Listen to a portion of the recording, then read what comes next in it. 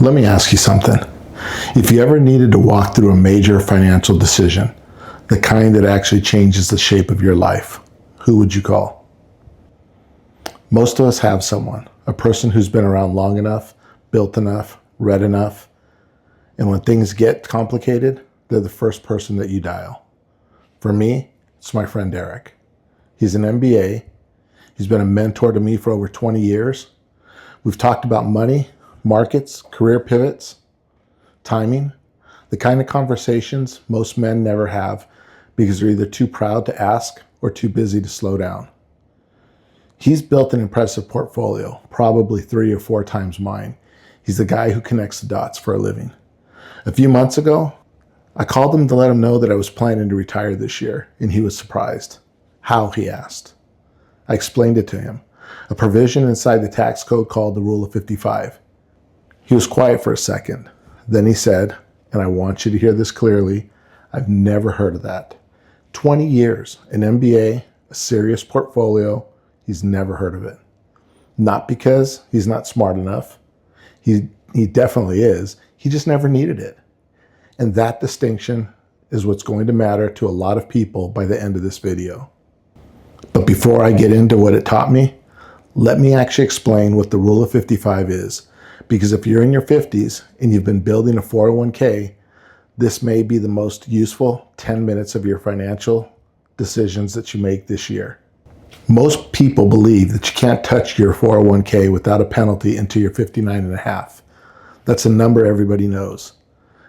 And for most situations, that's correct.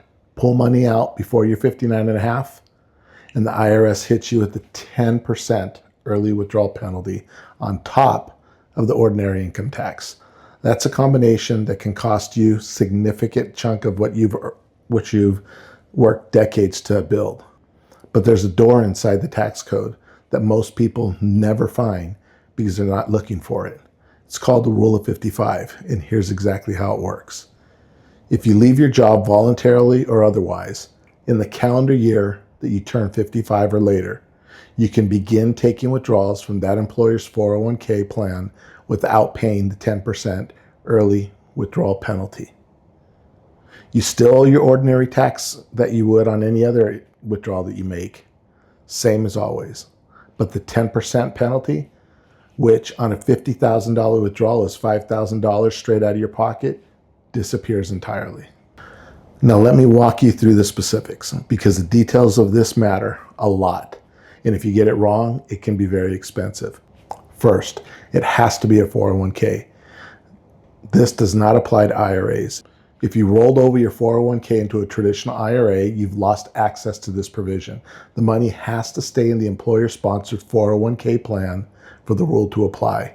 Second, it has to be the plan from the employer that you're leaving, not an old 401k from a previous employer sitting elsewhere, not a rollover account, the specific plan tied to the specific employer that you're separating from in that calendar year.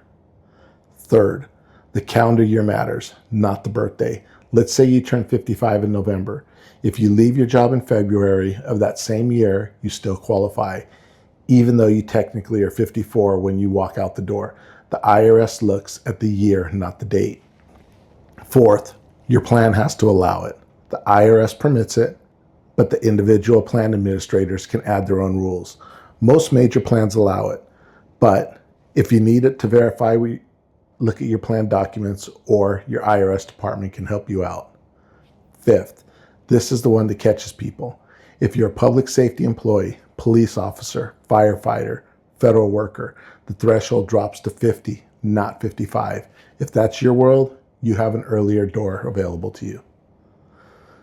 So let's put some real numbers around this so it's not abstract. Say you've built a 401k worth $600,000 by the time that you're 55. You separate from your employer under normal early withdrawal rules, pulling $60,000 a year out to cover living expenses would typically cost you $6,000 in penalties alone before the income tax. So over 5 years from 55 to 59 and a half, I should say, that's $30,000 in penalties just for accessing your money that you spent decades of earning. The Rule of 55 eliminates that number entirely. Same withdrawal, same account, zero penalty. The only thing that changed is that you knew that door existed. Now, here's where I want to come back to my friend, because the story isn't really about him not knowing something. He's a smart guy, accomplished, and his financial situation doesn't require this provision. He has a timeline that works for him. In the investments that compound on their own, he doesn't need it. He wasn't looking for a door when I was speaking with him. But here's what I took away from that conversation that I haven't forgotten. He had a massive nest egg and no particular place to be. I had a plan and a date. My wife and I had been having a longer conversation, the kind that starts at the kitchen table and doesn't come to an end. And what we actually want for the back half of our lives and what it looked like, not vaguely, specifically. We watch people that we love grind toward a retirement finish line, finally get there, and then not have the health or energy to do things that they've been promising themselves. The trip that kept getting put off, the slower pace they kept earning, but never actually taking. We decided we weren't going to do that.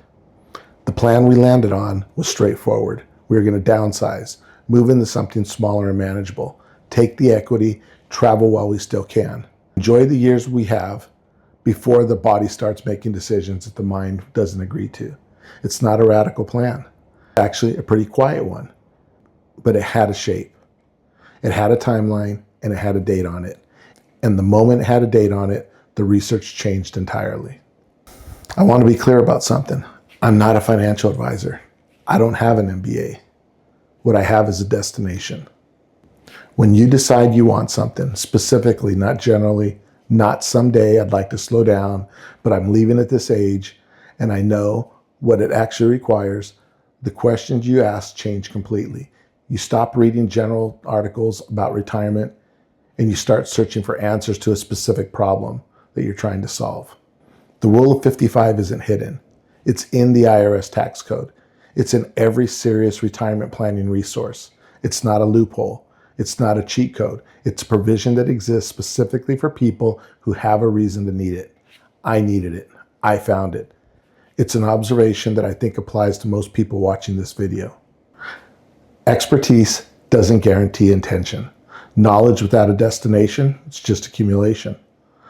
Most of us spend our whole lives building financial knowledge, reading, listening, following smart people on the internet, and we accumulate information like we're building something without ever naming the thing that we're building. A savings account isn't a plan. A plan isn't a destination.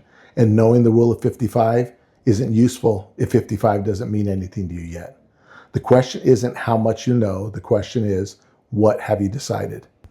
Before I let you go, let me give you the 3 things worth doing this week if any of this landed. 1, pull your 401k plan documents and look for the plan's early distribution rules. Confirm whether your plan allows the rule of 55 withdrawals. Most do, know for certain. 2, if you have an old 401k account sitting with the previous employer, think carefully before rolling it into an IRA. Once the money is in an IRA, you've lost the rule of 55 access to it. Rolling an old account into your current employer before you leave preserves that option. 3, sit down and put a date on something, not a vague intention, a specific year. Because until you have a destination, you never go looking for the door that leads to it. There's a financial provision somewhere in your situation, a rule, a structure, timing strategy that exists specifically for the move you haven't committed to yet. Not because the information is buried, but because you haven't decided where you're going. Here's my question to you, and I want you to actually sit with it. What's the one financial move you've been vaguely curious about, but never actually researched because you haven't committed to the destination that would actually make it happen? Drop it in the comments, not the answer. The question you haven't let yourself ask yet. I'm Mario. This is the channel. Thank you for watching, and I'll see you in the next one.